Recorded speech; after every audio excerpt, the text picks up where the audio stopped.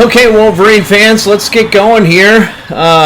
Questions after Michigan's fairly unimpressive 31-6 victory over Bowling Green.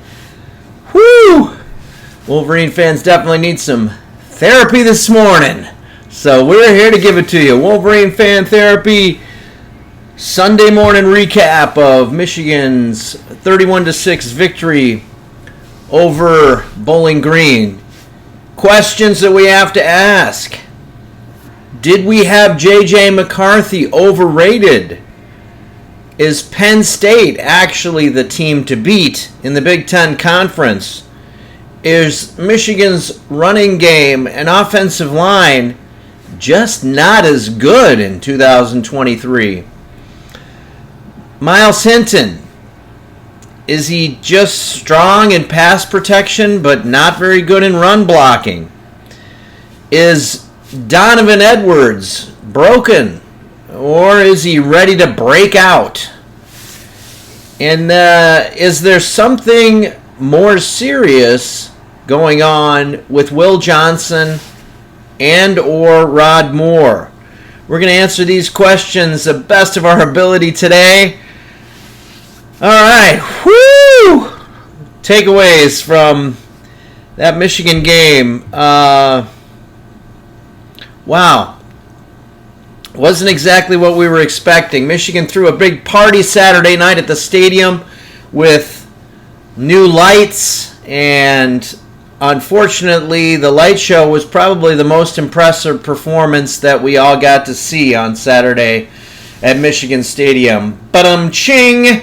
Is it time to say it's basketball season after a football performance like that? Okay, that's we don't want to go there. That's a whole nother story for another time, the basketball team. But in all seriousness, now that the non-conference season is over, what many of us were calling the preseason or scrimmage games or other things like that, Bowling Green may turn out to be the best of the three teams that Michigan played.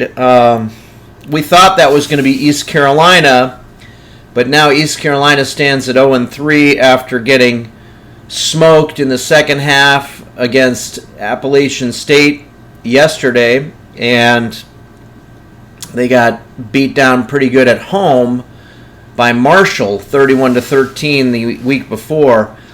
UNLV, Michigan's second opponent, did have an impressive home victory over an SEC team, albeit Vanderbilt. They did beat Vanderbilt 40-37. So here's some quick hitters on Michigan that we want to talk about today. This team desperately needs its head coach back. I think that goes without saying. The team needs its leader, and there seems to be something missing from all three of these games, and that finally really hit home in the Bowling Green game, where Michigan had 4 turnovers. J.J. McCarthy played probably his worst game in a Michigan uniform, and the team just overall was fairly uninspired and listless. Michigan's offensive line, after 3 games, is still having some issues. Looking to work in 3 new starters this year, it looks like things are still in flux. Miles Hinton, number 78, transfer from Stanford, has proven to be quite good in pass protection, but he has been struggling some in run blocking, and that looks like he got replaced midway through the third quarter of the Bowling Green game with Ladarius Henderson, a transfer from Arizona State, and then Carson Barnhart moved over to the other side of the line. So Michigan's been excellent in pass protection, but this is a concern. If Michigan is not getting push up front against UNLV, East Carolina, and Bowling Green, that doesn't bode well for the meat of the Big Ten season when they start going against teams with much better defenses, which is starting next week with Rutgers. So we're going to get into that a little bit, but the reality is Michigan has struggled with Rutgers the last few times that they've played them. If not for a couple of Mike Barrett pick sixes, Michigan was in a real dogfight at Rutgers last year, and Rutgers' defense is pretty good. So, and they're certainly not afraid of Michigan. They are going to be coming into Michigan Stadium next Saturday with confidence, thinking that they can possibly win the game. So, Michigan's offensive line issues are a concern. Michigan also, in our opinion, seems to be missing one of the players from last season on offense that people may not readily think about that Michigan is missing is Luke Schoonmaker. Luke Schoonmaker, now playing for the Dallas Cowboys, was a combination of a really good run-blocking tight end and a capable pass catcher. He maybe isn't quite as dynamic of a pass catcher as a Colston Loveland, but he was very steady in the run game and run blocking, and that is incredibly important for Michigan's running schemes. So something that maybe is a little bit underappreciated is how much Michigan is missing Luke Schoonmaker. Colston Loveland and A.J. Barner are an excellent tight end duo, but they are primarily pass-catching tight ends, at least so far. It seems like them working with the new players on the offensive line, something just isn't entirely working. And of course, this is concerning as Michigan has not really played Big Ten level defenses in its first 3 games. Donovan Edwards, you just can't get any long runs. We certainly do not think that Donovan Edwards is broken. Some people have been theorizing that potentially he is injured or hurt. I don't think so. It doesn't appear to be that that's the case, but he just hasn't been able to get out into any space. And then hopefully the play calling for Donovan Edwards has been fairly plain vanilla. J.J. McCarthy, who absolutely wowed us and blew everyone away in the first 2 games this season, came crashing down to earth on Saturday night in the Big House against Bowling Green and had his probably worst performance yet in a Michigan uniform. He's still prone to having some bad stretches and gunslinger moments. See the TCU game last year. So that is a concern, and it is what it is. You take the bad with the good. J.J. McCarthy, who has such a high ceiling and the potential to be an NFL quarterback and a high draft pick, has still some moments where he plays like a very young 20-year-old player. And that's kind of just the way it is. Thank goodness for Roman Wilson. 6 touchdowns in 3 games, and he seems to be become a real superstar and playmaker. So, all right, let's break this down a little bit more. It was a big party Saturday night. Maybe J.J. McCarthy was partying. We don't know for sure, but no, I think in all seriousness, Wolverine fans, to provide a little bit of therapy here and some perspective, one of the things that I take away after the game is, wow, look just how far we have come as a fan base. I heard quite a few fans saying, oh, I think these guys are drunk on their own success, or they've been reading their own press clippings. And I would turn that right back on the Wolverine fan base, right back on us as fans, and I'm speaking about myself too. maybe I have to look in the mirror, and maybe it's us that are actually, we're a little drunk on the success and the press clippings. It's very easy to remember those once-in-a-generation moments where Donovan Edwards is breaking off 75 and 85-yard runs in the Horseshoe in Columbus, Ohio, and think that that's just going to happen. But the reality is, in the early season of any college football team, there's a lot of kinks to work out. And it really wasn't that long ago. 4 seasons ago, 2019, Michigan had to go to double overtime to beat Army. One of the worst performances that I've witnessed in person at Michigan Stadium. Talk about not getting push up front. Michigan couldn't even get push up front against a service academy team.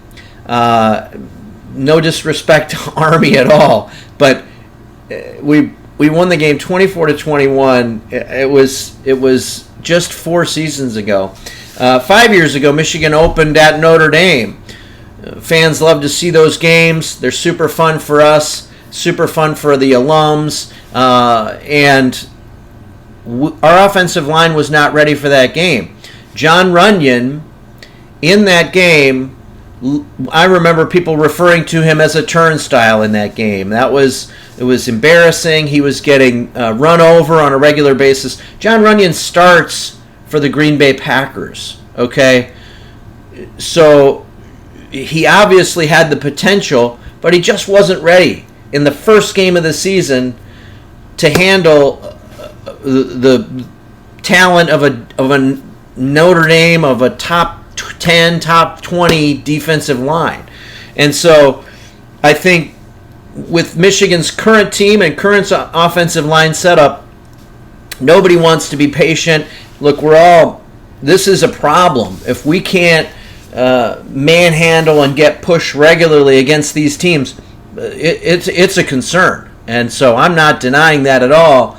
But I will say that to just make these sweeping conclusions that we're just going to lose 2 or 3 games this year, that the offensive line just isn't as good, I think it's a little premature to come to those kind of sweeping conclusions.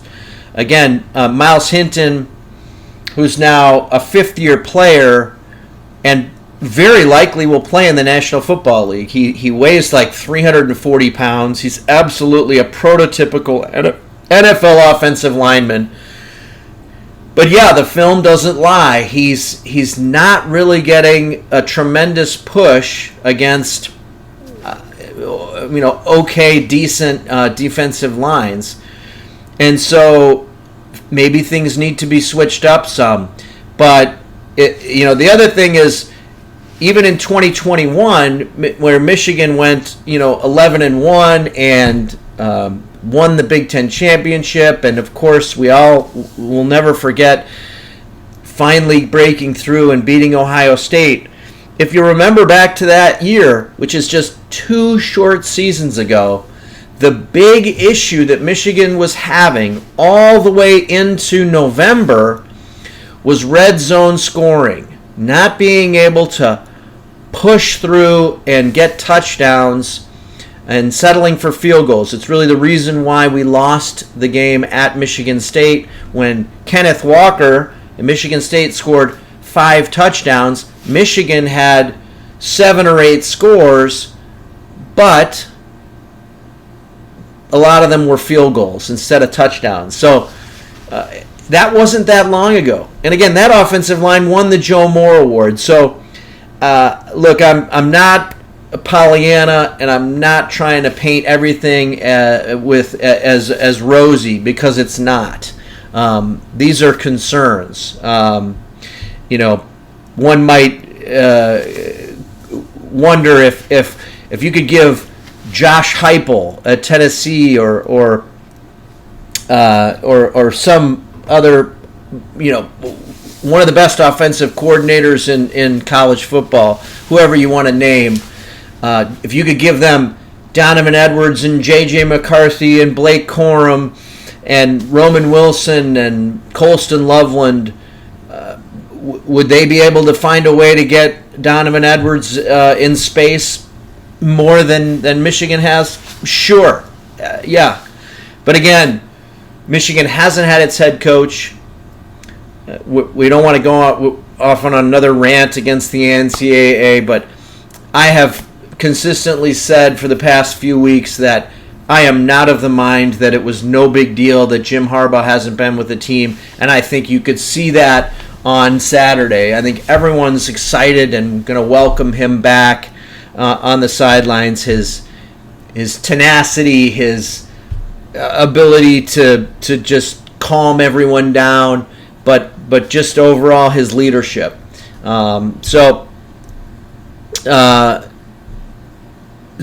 Continuing on, moving a little bit to the defense. The defense rose to the occasion against Bowling Green, but it's relevant to point out that Bowling Green was down to its third-string quarterback. Their starting quarterback, Connor Bazelak, couldn't even play. He got hurt Thursday night.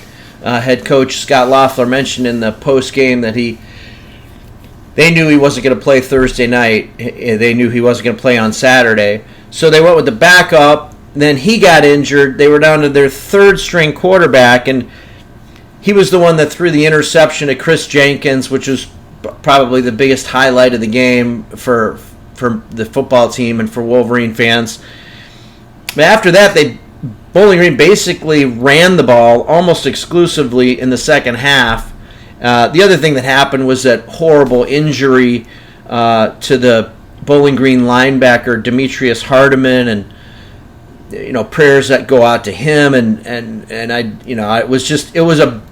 it was a rough moment for everybody on both teams. Of course, mostly the Bowling Green team and coaching staff, but the whole stadium, it just took the air out of everything. And after that, Michigan just kind of weakly did a running play on 3rd and 14 and then just kicked a field goal. And after that, it was just kind of like the air was sucked out of the stadium, and everyone just kind of caused all players from both teams to just become a bit emotionally drained.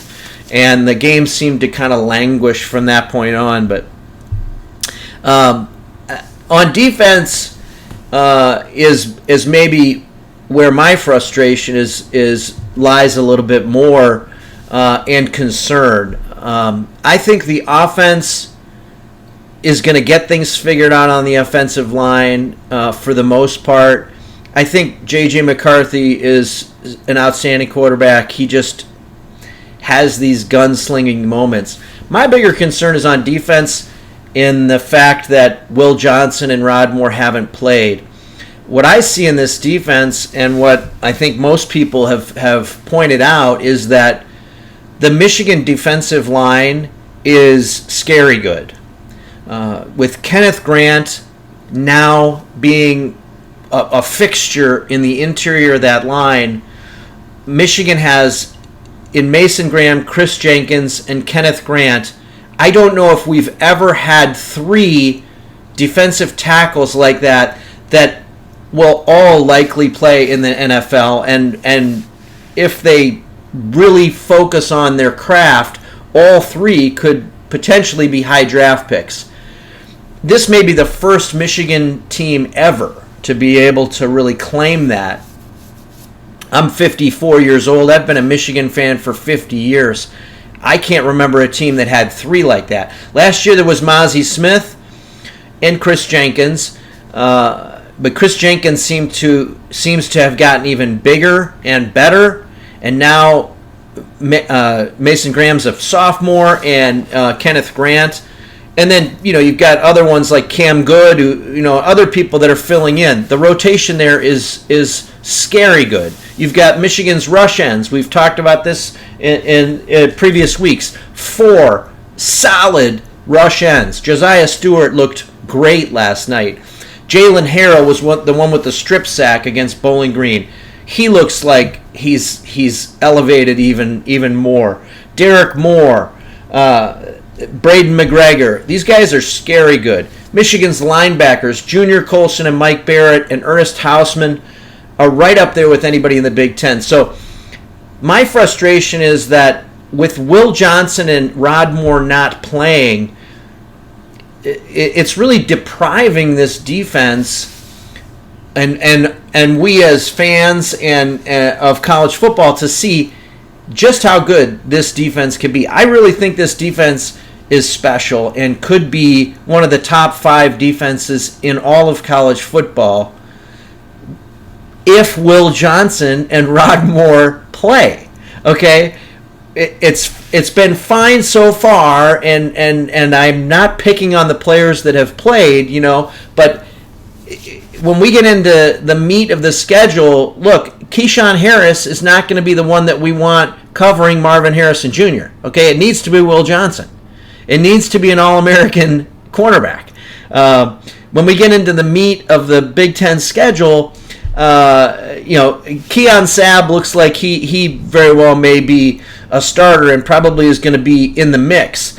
But I don't think we're going to be really behind the 8 ball if we're counting on freshmen or even Quentin Johnson and some of these other players to play that safety role that Rod Moore was expected to be playing. So I've seen Will Johnson warming up. He certainly looks fine. I don't know if something else is going on with him. It's just a huge question mark, but we need him to come back, and we need him to be healthy. Rod Moore, rumors are he's going to be out for a couple more weeks, and I haven't seen him warming up.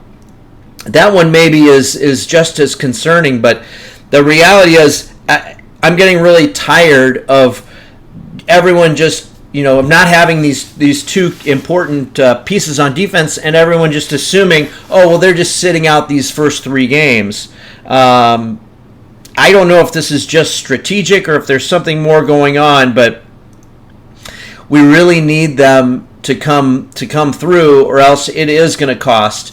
I heard a couple people saying, this is the first game where not having those players has really cost Michigan. I couldn't disagree more. Just because Bowling Green hit a couple of passes, that's not missing Will Johnson, okay? If he doesn't play against Ohio State with their wide receivers or Penn State with their wide receivers, they're lighting us up, okay, in some kind of a Plaxico Burress-esque performance, okay?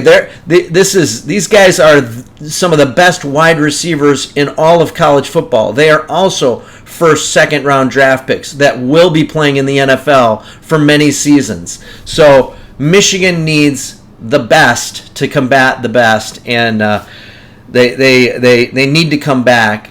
So that's my take on defense. Want to get into a little bit just overall college football landscape.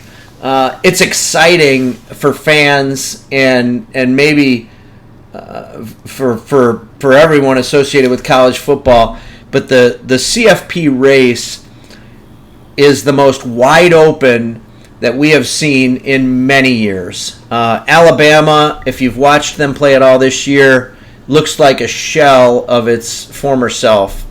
Their quarterback play, you think J.J. McCarthy's performance was rough against Bowling Green. Go check out a little bit of Alabama this year. They started the transfer Tyler Buckner from Notre Dame. He was bad. He looked bad. He looked lost, and so they're juggling 3 potential quarterbacks, and it's really struggling. They scored 17 points at South Florida, and the game was 3-3 at halftime. I think it was 10-3 in the fourth quarter, and that's just Alabama. The SEC overall, just struggling. Arkansas lost at home. LSU obviously has been up and down. They got blown out the first game by Florida State. They came back and won pretty convincingly yesterday, but that's at Mississippi State. That's against an SEC opponent. For a while yesterday, it looked like Michigan with a victory was going to be the number one team in the country because Georgia was losing 14-3 at halftime at home to South Carolina. So it's exciting for college football fans, exciting for college football as a sport. It's more wide open than ever this year. So I don't know if that makes us feel better that Michigan had 4 turnovers at home against Bowling Green or not, but it is early in the season, and it is important for all of us to just remember that these high expectations that all of us put on these teams and these players are mostly put on there by us and the hype promoters associated with the sport to get us all to watch, okay? And so we kind of do this to ourselves, and we forget that even guys that are going to potentially play in the NFL that look the part, that doesn't mean that they instantly get it. It doesn't mean that there isn't still a learning curve. And during that learning curve, it's frustrating. And last night's game against Bowling Green was incredibly frustrating for Wolverine fans. We all thought it was going to be a cakewalk. We all thought it was going to be a lot of fun. I mean, look, the positives are there. You turn the ball over 4 times. You throw an interception in the end zone twice, or an interception in the end zone and then another just horrible interception, and still win 31-6 comfortably. Well, you must be doing something right. But it's really the opponent. We all know that if you do that, any of that stuff in a game against a Big Ten opponent, you're going to lose the game. The way Michigan played last night, there are the potential for 4, 5, 6 games to be right up in the air this year. We're going to preview Rutgers in a couple of days, but Rutgers under Greg Schiano, he's now back in his second stint at Rutgers, and he's now got that roster looking a lot more like he wants it to look. He's got some tough, gritty players, and they play with a lot of spirit and a lot of toughness. And then his quarterback, Gavin Wimsatt, who we were the recipient of 2 pick sixes from him last year, but in the first half last year, he was doing against Michigan. He was playing quite well, and so far this year, he's gotten a lot better. Okay, he's now higher up on that learning curve, and again, they're going to be coming into Michigan Stadium with confidence. They're not going to be coming into Michigan Stadium scared or thinking that they're going to lose. They know, and they're going to hear from their coaches all week. You were right there with these guys last year. You were playing with them. You were holding your own on the line of scrimmage. And they're going to be pointing out that J.J. McCarthy is prone to mistakes and that Michigan's offensive line is having trouble getting push up front. And so, yeah, there's cause for concern. Panic? No, I'm not going to go there yet, but there is cause for concern. So, there's a lot to like about this Michigan team. I think that it is still early to draw a lot of conclusions, and thank goodness that the head coach, Jim Harbaugh, is back and hopefully ready to work out some of these kinks, open up the playbook some, and fingers crossed we get Will Johnson back this week so that we can see really just how good this defense is and can be. So, other thing to point out real quick before we leave, the point spread did come out. Michigan opened some kind of crazy point spread, like a 31-point favorite over Rutgers. That immediately moved down. That was obviously a clickbait spread because it's gone down to like 25, 26, 27. So the bettors know better than to Michigan has had 3 big spreads this year, haven't covered any of them. I think it was 36, 35, and then 40 last night against Bowling Green. They haven't covered them. So the first 2 games, I think some of the rule changes and college football with the clock had something to do with that. Last night, it was nothing to do with the clock. It was just Michigan shooting itself in the foot. Michigan only ran 44 offensive plays last night, but it was because we kept giving the ball to the other team. And I think another thing to look for, Bowling Green held the ball for 36 out of 60 minutes against Michigan. Rutgers is one of the leaders in the country in time of possession. So that is Rutgers' game. They want to hold the ball and keep the ball away from the other team.